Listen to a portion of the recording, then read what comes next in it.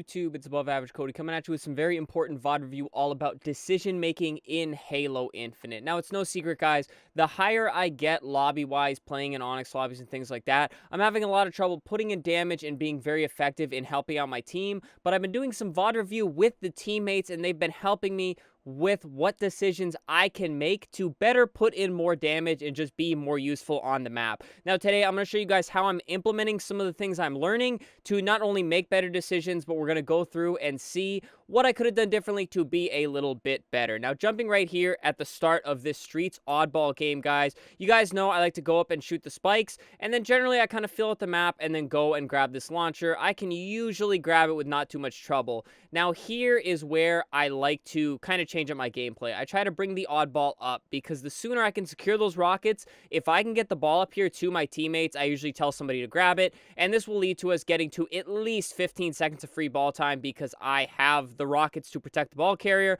Now, obviously, I don't have anyone here with me, so I just grab the ball to grab a few seconds. I trade it off, and now this is where I've really been practicing with some, I guess, power weapons, because I like to be very patient with this spanker. I could obviously fly at the other team here and probably get a freebie, but that's not really going to help us get ball time. I kind of be patient, try to wait until the push comes in. Here, I use a rocket. Unfortunately, don't deal the damage I want. And then I poke out, and I actually see another enemy there, but I make the decision to just back off because I know that this guy that I just missed with this rocket could be hiding somewhere here benches, guys. So I'm just going to be very patient. I'm going to back off and not waste a rocket there. I'm going to make sure I get all the way back towards my team for safety. And now I'm just going to keep moving, keep being patient. And I am gifted here with two enemies trying to move up through ATM, and I get a double kill. So here we go. We're already up, what is that, roughly 28-0. We are up 4 people on the map, and there are currently 2 dead for the enemy. So any push that they're going to make probably isn't going to happen. This little fella tries to push up here Purple Street anyways, and I get an easy kill there. He even gifts me the stalker rifle here, and we once again have 2 down. So they did not slow down their push at all. They just kept pushing. Here I use the shroud screen to reposition.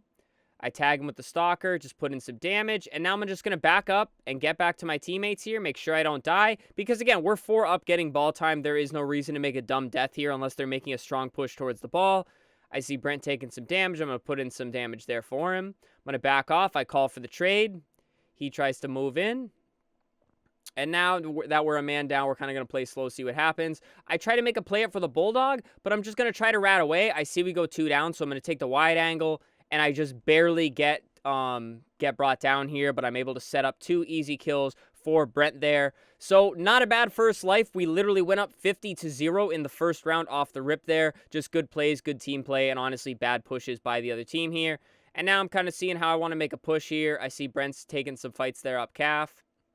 So I'm going to move in, put in some damage. However, Spanker is coming up. Now, here is kind of our first, bad play as a team. We're all 3 of us are in the middle of the map here for Spanker. I believe it does work out because I'm able to sneak out and try to live up. No, they wrap around us on B steps. So they get a free kill there. Again, we shouldn't have all been in mid-map because we can't really see anything else that's going on. So just kind of a bit of too much clutter there. So we do lose the Spanker there. But spawn up. I see the stalker rifle up on the wall, and now we're going to try our best to make a 4-man push. Objectify makes a good job waiting for me to move up here, and now we get caught in kind of an awkward situation. Now we're moved up purple, we're putting in some shots, making a good time push. Brent goes down, so now it's a 3v4, and we're still going to try to move in here. And here, me and Objectify, our timing is off just ever so much. He pushed out a little too fast, and I was a little too slow to get to this angle, so he goes down. And now I make a mistake decision-wise in taking any shots. Now, this is basically a 2v4 on the map, guys. So decision-making-wise, I need to see this and just back off and get out of there because we do not want to go 1v4 on the map because then that'll take even longer for us to make this oddball break. The only saving grace here is they're actually not getting any ball time, which is a bit of a mistake on their end.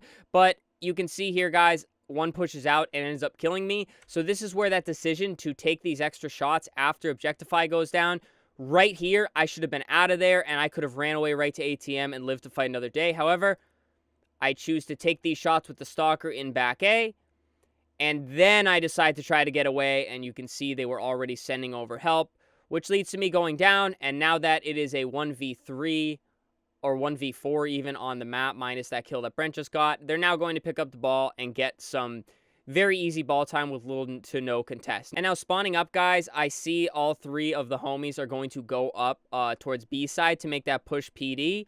But I am actually going to go purple street and kind of take an angle that is not being filled rather than us all pushing the same line of sight. And you'll see here I am in fact gifted with an enemy not even looking at me because he got the call that the push was coming in B. So I'm going to move up. I'm going to use the spike grenades there, trying to pay a lot of attention to the equipment I have in my pocket.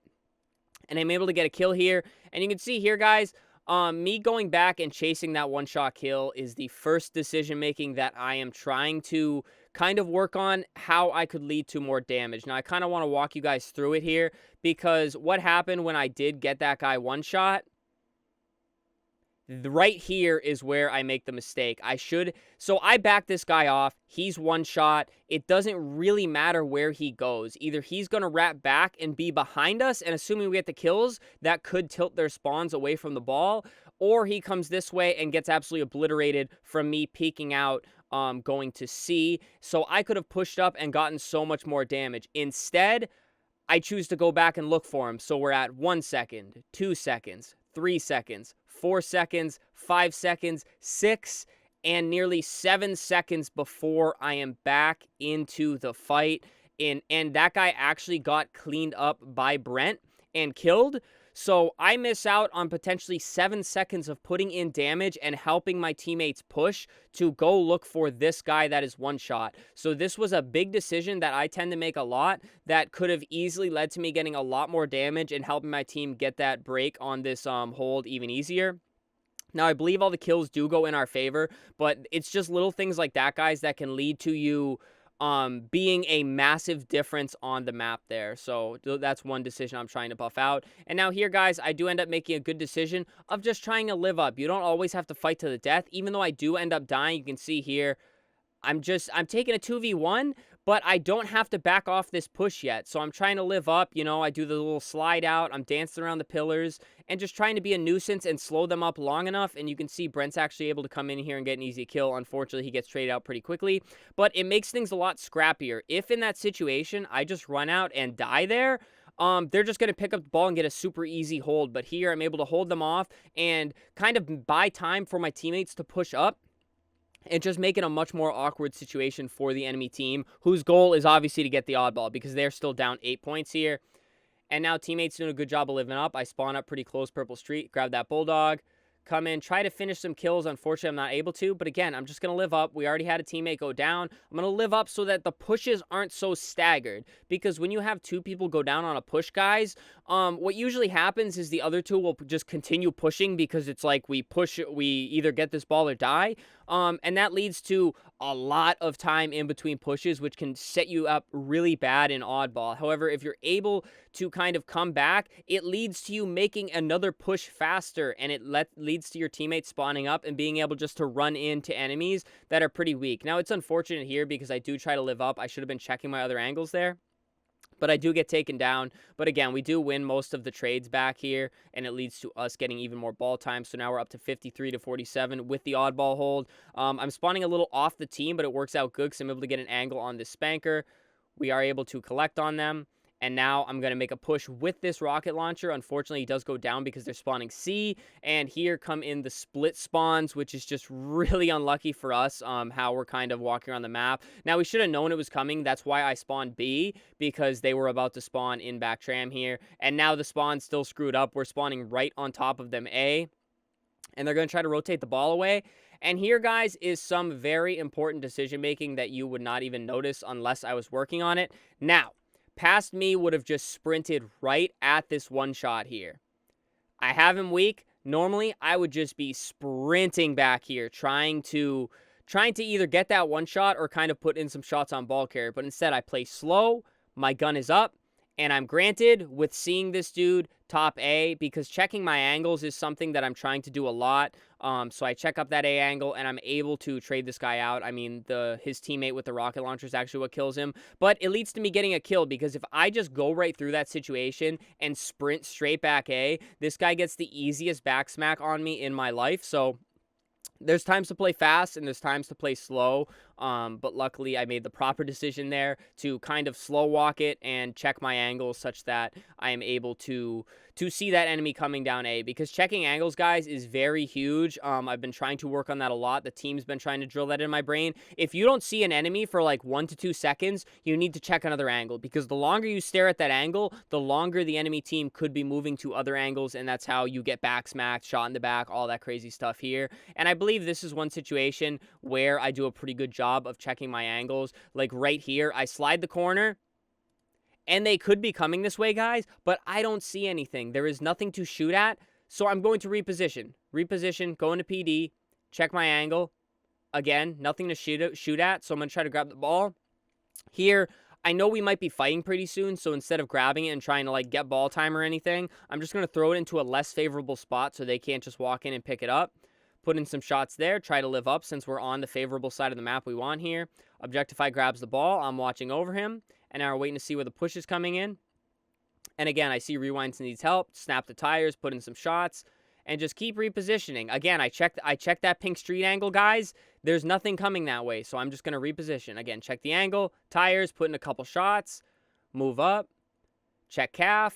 I'm checking the purple street. Nobody's coming. I'm going to shift back A. I see where the fights are going down. And here I just overchow a hair too much and end up going down to back PD. Kind of a decent chow, a winnable gunfight, but just not good execution there on my part. Plus, I think we were 1 or 2 down, so chowing there to the death probably wasn't the best decision to make there, guys. But here, I see ball carriers there. We have somebody in mid-map and somebody PD, so we've got a pretty good crack at getting to this ball here.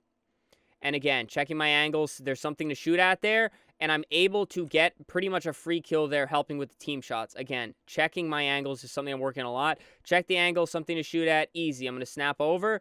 Check the ATM's angle, nothing to shoot at, but I think they might be over there, so I'm going to throw 2 grenades. And then instead of just staring at that angle, guys, like past me would have, I choose to actually reposition, and I am granted with a very free kill here. So, angle 1, get a kill, snap.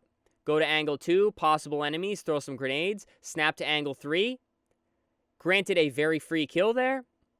I'm going to check my mid angle, nothing to shoot at, keep moving.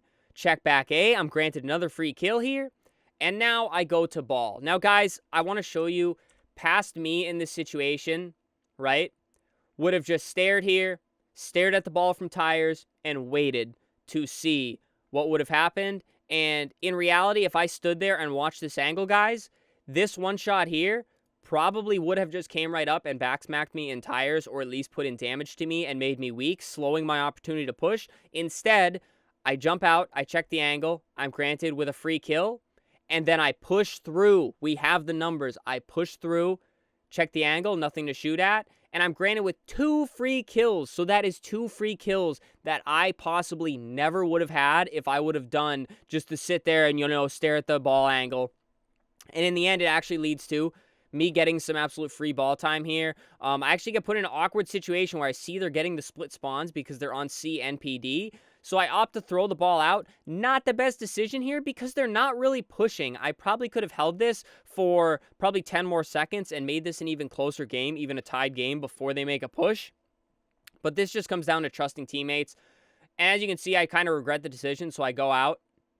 I try to grab the oddball, try to make up a couple seconds because I saw that we were down in the oddball game, and I ended up getting picked. So not the best play there. It was kind of like an instant regret of the decision that I made. But you don't always have to drop the oddball and fight if there's 4 enemies up, because if they're not making a good push, sometimes you can just trust in your teammates and see if they're able to get a pick, because that could severely slow down the enemy push and, again, get you another 10 to 15 seconds on the oddball. Now here I'm holding the oddball up top. And right here, I am choosing to look with the oddball. Instead of just sitting in the corner and staring at the wall or the ground, guys, I choose to watch the angle where I don't have any teammates. So I'm going to sit here. I see he's going driveway, so nobody's watching back commando. They could jump up trash. And now I'm just going to watch, or if they come up C steps and they creep around this doorway. So I'm going to watch the angle.